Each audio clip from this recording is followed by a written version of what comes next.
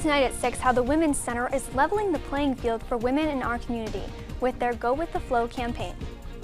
There are some serious security concerns about TikTok and its ownership by ByteDance, a Chinese company. Our committees are giving a careful look. TikTok CEO is fighting back against threats to ban the app in the U.S., the impact this situation may have, and how federal officials are reacting.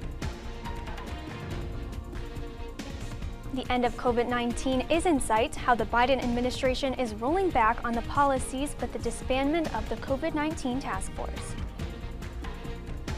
And two beloved fantasy franchises are returning to the big screen. All the details in today's Hollywood Minute and more as your Thursday edition of TV2 News starts right now.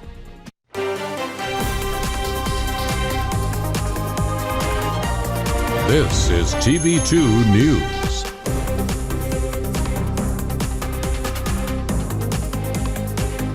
Good evening and happy Thursday, Portage County. I'm Sydney Brown. And I'm Alexa Blakley. Thank you so much for joining us. Tonight we begin with how the Women's Center is making period products more accessible to women in the community. Our very own Alexandria Manthey saw their efforts firsthand with their gender equity event earlier today. Hi, Alex. Hi guys, that's right. As Women's History Month comes to a close, the Women's Center hosted a peer-facilitated discussion today called Gender Equity Today. The conversation included topics like feminism, women in politics, and other social justice issues. Affected by conflict, girls are more than twice as likely to be out of school just due to everything that's happening in the country. The Women's Center held a discussion Thursday on gender equity. We highlighted education and then lack of education based on gender. And I think that gender equity is important because it is different from gender equality. The event was put together by the Women's Center interns. Our internship program is really a key function of the work that we do here. It gives us an opportunity to support and empower our students to utilize their voices. The discussion served as a way to raise awareness on education disparities from around the world. A lot of girls are going through other things around the world that we don't necessarily go through in the United States.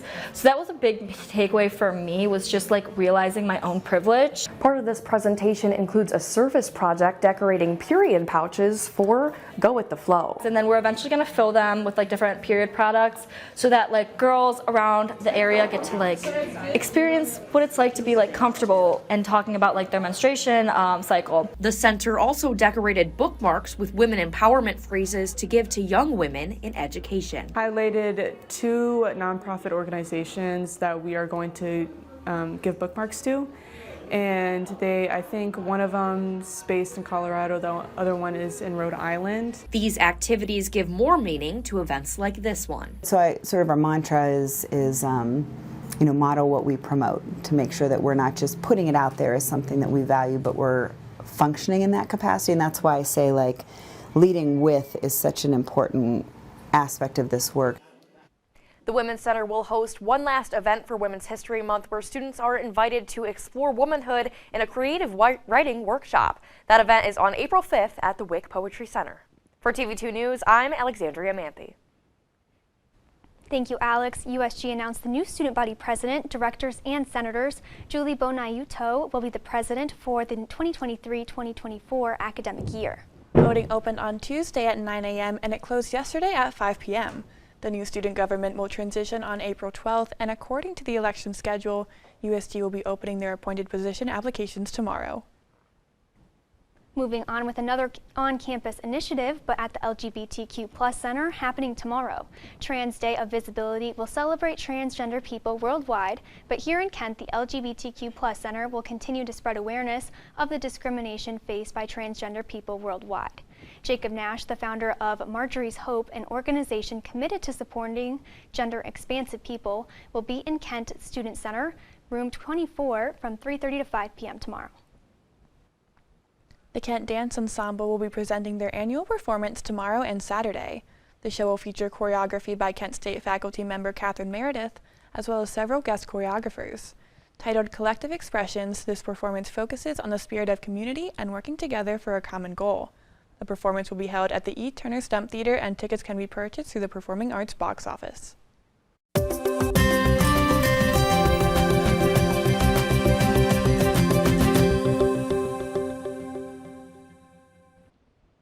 Good evening, Portage County. I'm Abby Forbes, filling in for your Thursday weather. And if you're like me, I'm sure you're very anxious to know if this rain is going to stop. So let's take a look at what it looks like out there right now. The rain is still going on, and because of that, it is feeling a little chillier out there with that cold rain raining down. So it is 46, but it feels like 41 out there tonight. There's also a wind chill going on, so that's contributing to how much colder it's feeling out there.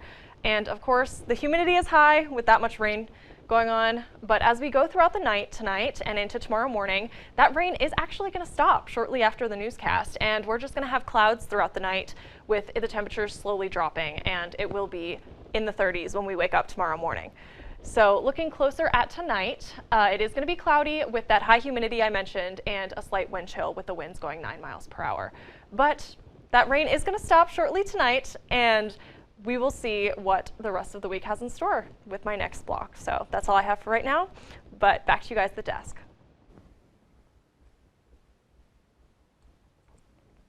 Thanks, Abby. A new Ohio bill would require universities to show more financial transparency. With House Bill 27 in place, state colleges would have to disclose costs associated with general and instruction fees, room and board, and special fees. State Representative Jim Thomas explained that they are asking universities to provide a summary page for students as a return on their investment in higher education. Voters in Portage County will have the opportunity to learn about how changes in Ohio election laws will affect them. 3 free meetings will be held in Ravenna, Aurora, and Kent on March 27th, 29th, and 30th, all featuring guest speaker Teresa Nielsen. Nielsen, the Deputy Director of the Portage County Board of Elections, will discuss changes to in-person voting, voter registration, early voting, and more. Roads around Portage County are getting upgrades. The Ohio Department of Transportation announced their $2.5 billion plans for the 2023 construction season, including 14 total projects with 6 beginning as early as April. Route 43 in Streetsboro will be widening the Route 14 north to Frost Road. The work is expected to take until August 2024, but here in Kent and Ravenna, the state routes will be resurfaced. The Ohio Senate passed an $11 billion transportation budget today that includes new safety measures for railroads. However, the bill is facing backlash from the Ohio House. The House had already passed its own version of the budget on March 1st, and the Senate made significant changes before passing their version unanimously. The House rejected their changes, and now the 2 chambers have until the end of the month to sort it out and come to an agreement. In Mantua, residents are calling for an end to the investigation into their police chief. Chief Joe Urso and his subordinate patrolman Miranda Brothers continue to be investigating after announcing their romantic relationship. The village's current employee handbook doesn't prohibit relationships between supervisor and subordinate, but brought up the concerns about potential conflicts of interest. And after an hour-and-a-half discussion, no action was taken. The Ohio Narcotics Intelligence Center issued a public safety bulletin today to alert parents that emojis are being used by youth on social media to communicate sales of illegal drugs. According to ONIC Executive Director Cynthia Peterman, different emojis are being used to indicate different drugs. Other emojis are being used generically, such as an electrical plug to indicate a drug dealer and a ticket stub used to indicate prices. How the top social media platform for Generation Z is facing a Congress over security concerns. We made history when the Affordable Care Act became law. And we changed America. We gave millions of people peace of mind. We did something else. We also took a giant step toward realizing the fundamental principle that we hold as Democrats and as Americans, that health care is a right and not a privilege. And today is the 13th anniversary of a major healthcare act that's been facing some controversy. How the president is reacting. Tomorrow's news leaders. Today's top stories. From an award-winning student newsroom. This is TV2 News, truly Portage County. Welcome back. TikTok CEO Shou Chew testified before Congress after the Biden administration threatened to ban the app. Alexa Blakley has a summary of today's hearing. Yes, Sydney, CEO Shou Chew faced the House Energy and Commerce Committee today and hopes to save TikTok from a possible ban all across the country. The hearing has focused on members' concerns about the app's data privacy, protections for children online, and TikTok's connection to the Chinese Communist Party. Chew mentioned the 150 million users the app has in the U.S. and emphasized that the app is safe to use.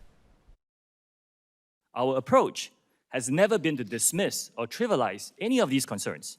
We have addressed them with real action.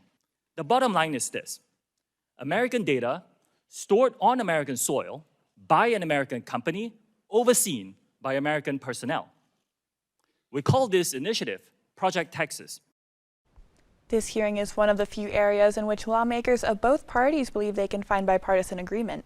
Throughout the hearing, Chu has been cut off by committee members who were unconvinced by his assurances that users have control over their privacy settings. Even with some senators explaining their connection many users have with the app, many are still pushing to ban the app. China does not treat American companies with any respect. I mean, they're far more restrictive than we are on them. And so this is common sense to me. Sell it to an American company and let's move on. This needs to be an American company that controls this.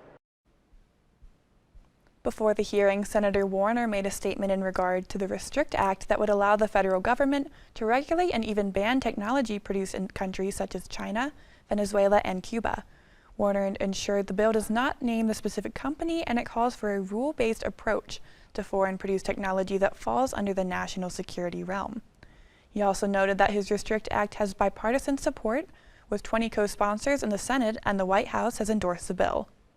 So it's not just about TikTok. It's about, let's give the Secretary of Commerce the tools to deal with future applications, technologies coming from China if they pose a national security risk.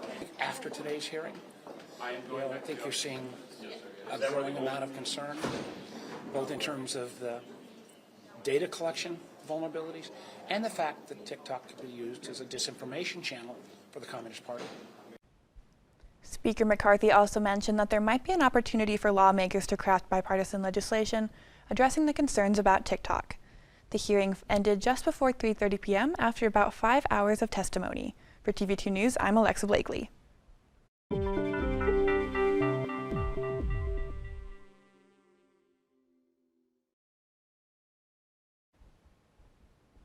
Women across the nation are feeling the impacts of restricted abortion rights. A new study is showing the mental toll that women ages 18 to 44 are experiencing after the overturn of Roe v. Wade. In the 3 months after the ruling, women of reproductive age in the states that banned or were likely to ban abortion were 10% more likely to report mental distress than before. However, women ages 45 to 75 did not show the same link between the ruling and mental distress. A rise in emotional stress may be causing college students to drop out of school. A new study conducted by Gallup and the Lumina Foundation says that 2 out of every 5 undergraduates face emotional stress issues, and over 40% of students involved in the study said they considered dropping out due to this stress.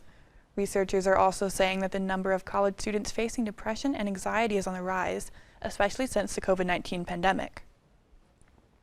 Today marks the 13th anniversary of signing the Affordable Care Act, and at the White House, Biden criticized congressional Republicans for wanting to repeal the program implemented by President Obama.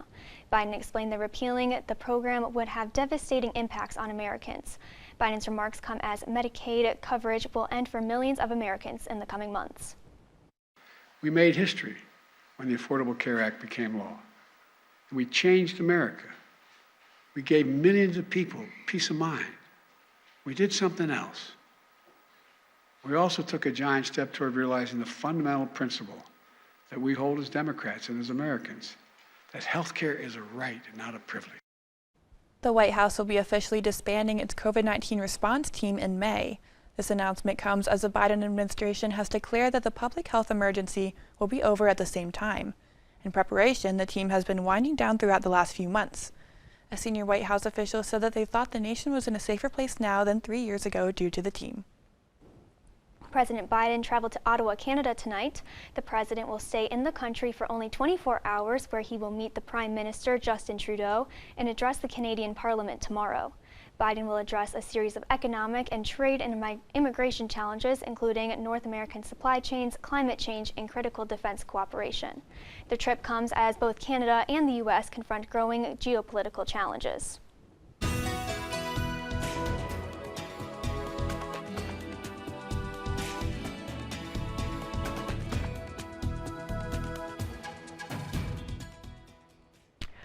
Welcome back to your weather forecast. So let's take a little look around Northeast Ohio and what temperatures we have going on in our region. So like I said earlier, here in Kent we are at 46, but as you go more south you can see they're already in the 50s.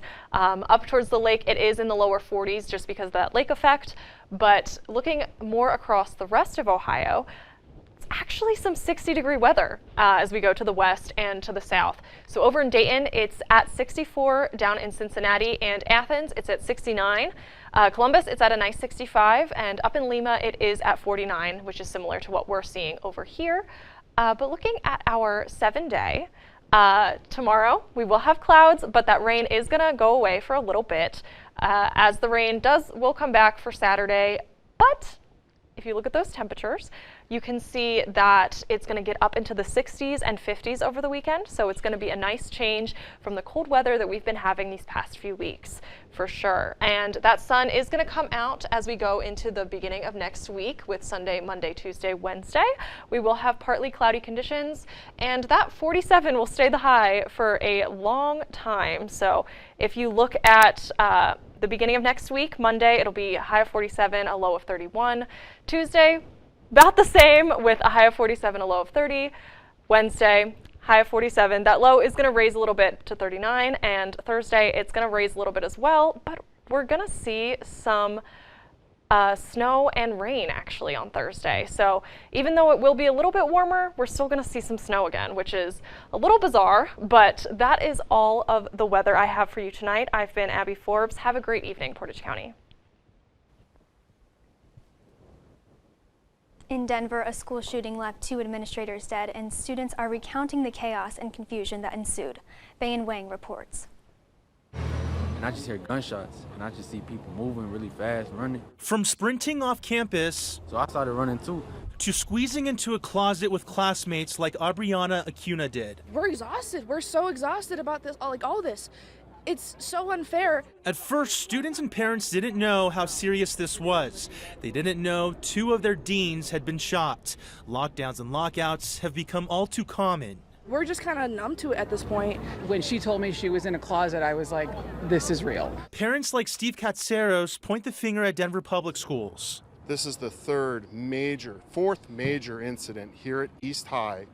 The Denver School Board is failing us, and it's really a problem. For parents, this seemed to be the breaking point. Many said their children were still mourning the death of a classmate earlier this month after being shot near the school in February. Now they're left to mourn again. His funeral was last week, and now she's dealing with this. This is just too much. The toll proving too much for some students. I can't even walk outside my house without feeling like I'm gonna die or I'm gonna get shot. And it's terrifying for everyone.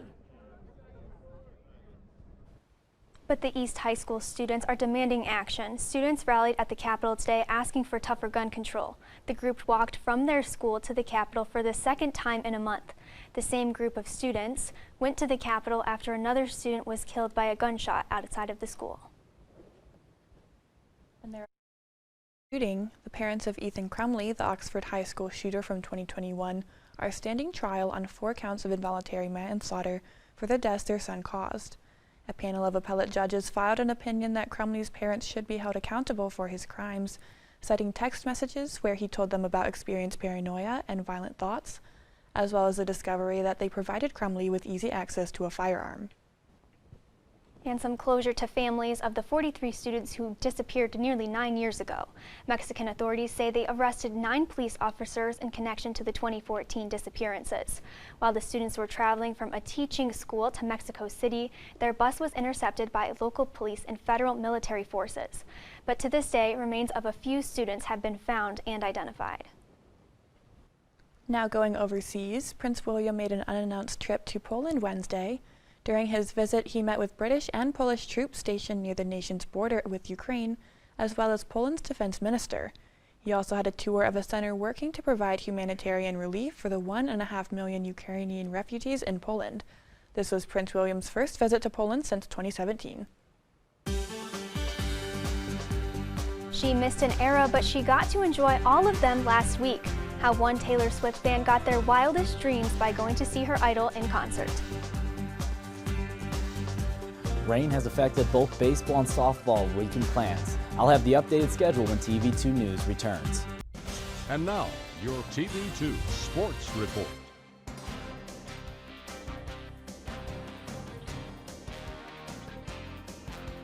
Good evening, Portage County. I am Blake Goloja with your TV2 Sports Report.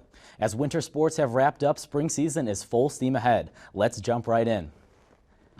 Kent State baseball opens up their road portion of MAC play this weekend with a 3-game series at defending champion Central Michigan.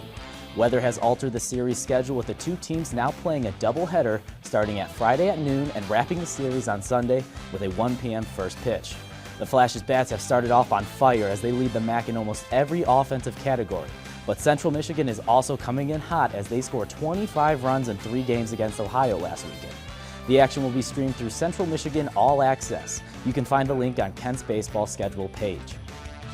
And from one diamond to another, Kent State softball will be in action this weekend at Akron. The winner of the 3-game series will earn 1 point in the Crystal Clinic Wagon Wheel Challenge standings, which Kent currently leads 7 to 7.5. Due to weather, the teams will now play a doubleheader on Friday and one on Saturday. The Flashes will look to turn the season around this weekend after a slow start. First pitch on Friday is set for 1 p.m. and be sure to follow the Golden Flashes on social media for live updates on all 3 games. Now let's head over to the American Airlines Center as the Golden State Warriors visited the Dallas Mavericks. It was a great game. Kyrie Irving still out with that foot injury. Luka Doncic back to play after a 5-game absence. We're going to start right with him. Watch this layup. He's so good, just slows down the game to his pace, absorbs the contact, knocks the layup in. He can score and he can pass too. That no-look dime to Christian Wood, one of his 17 assists tonight. Warriors got a superstar too, Steph Curry. Rebounds, outlets it, perfect pass to Jordan Poole, finishes the layup with the right hand. Steph Curry had 13 assists tonight too. He can pass the ball, but you know, he's known for shooting it. An unguardable move, step back, nothing but nylon tray for Curry. Fourth quarter now. Luka drives in, absorbs contact, no call, doesn't matter, still finishes through it, giving the Mavericks a 2-point lead. Should have been an and one there, no call. Curry coming down the other way, 10 seconds left, easy lane to the basket, puts it up with the right hand. That's just a mismatch all day for Maxi Kleber, no way to stay in front of Steph Curry. Last chance for the Mavericks, needing something, quick pass in, Luka fumbles, recovers, layup, no. Draymond Green suffocates him on defense. Warriors get the rebound, and they're going to seal it 127-125. But Dallas is protesting the game because in the third quarter, the refs let the Warriors inbound the ball with Dallas down on the other side of the court. So we're going to see what comes from that. And that will wrap up sports for tonight. Make sure to follow at TV2 KSU Sports on social media for updates on all things Kent State athletics. I've been Blake Goloja. Have a great evening, Portage County. A popular fast food chain is going international, what this means for the company, and how they're making the big expansion possible. We now shift to Hollywood, where 2 fantasy films are being reimagined. That's right, both The Lord of the Rings and Dragon Slayer are returning to theaters. David Daniel has more. It is time. The crownless again shall be king. Become who you are born to be. The Lord of the Rings, The Return of the King is returning to theaters for a 20th anniversary celebration. Fathom Events and Warner Brothers are showing the Oscar-winning film at U.S. cinemas on April 13th and 19th and Canadian theaters on April 20th. Check fathomevents.com for theater locations and tickets. No doubt you've heard of our trouble at home. A dragon, fire and stench. It is evil. Pure and simple. You want me to do battle with that? 1981's Dragon Slayer was Oscar nominated for its visual effects, but director Matthew Robbins says cheap home video copies hurt the film's reputation. The damage had been done back then in the early 80s when it was manufactured by some indifferent person on an assembly line or whatever. So anyway, I have been unable to watch the movie in all these years because it was too painful. Now the cult classic is back on disc in 4K Ultra High Definition with a new commentary by Robbins and his frequent collaborator, Guillermo del Toro. In Hollywood, I'm David Daniel. A longtime Taylor Swift fan got to see her Swift's The Eras Tour in Glendale, Arizona. Isabella McCune was set to see Swift in 2018, but suffered severe burn injuries that left her in the hospital for 9 months. At that time, her burns covered 65% of her body. But while in the hospital, Swift herself wrote McCune a note of appreciation, saying she couldn't wait to have her at a show one day. And now at age 13, McCune got to see Swift in Swift City. Shake Shack is expanding. Beginning next year, the fast food chain will begin opening locations across Canada, starting with Toronto. The company has partnered with 2 investment firms in Toronto to help with the expansion north. They plan to open a total of 35 locations in Canada, adding to the 150 international locations they already have, as well as their 300 locations across the U.S. Are you guys Shake Shack fans? I am, yeah. Yes? You know, I always go with the classic, just bacon cheeseburger and fries. Sometimes a shake. You always have to get a shake. have What to do you get a mean? I've never had it before. Neither Really? I've heard about it before, but I mean, it sounds good. I love a good milkshake, so. Yeah, I used to go to Steak and Shake. Okay. Like on vacation all the time. Mhm. That was the time. But now I don't drink dairy. Oh. So I'm like, it stinks that I can't go. You can still have the french fries, though. Yeah. Do you feel like this is gonna give more people like opportunity to try it though, like Alex? Oh yeah, expanding it. There's gonna be so many more locations. You can go get that chocolate shake, of course, and then you got to get the shake sauce. It's called, or the Shack sauce. That's right. I forgot about that. Okay, you have all the insight. Yeah, but anyone else have any Shake Shack favorites? I love their Oreo milkshake, but that's just because I get Oreo every time. Sounds good.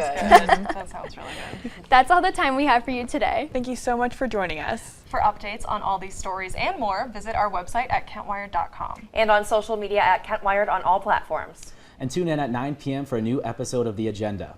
I'm Blake Goloja. I've been Alexandria Manthey. I'm Abby Forbes. I'm Alexa Blakley. And I'm Sydney Brown. Have a great night, Portage County.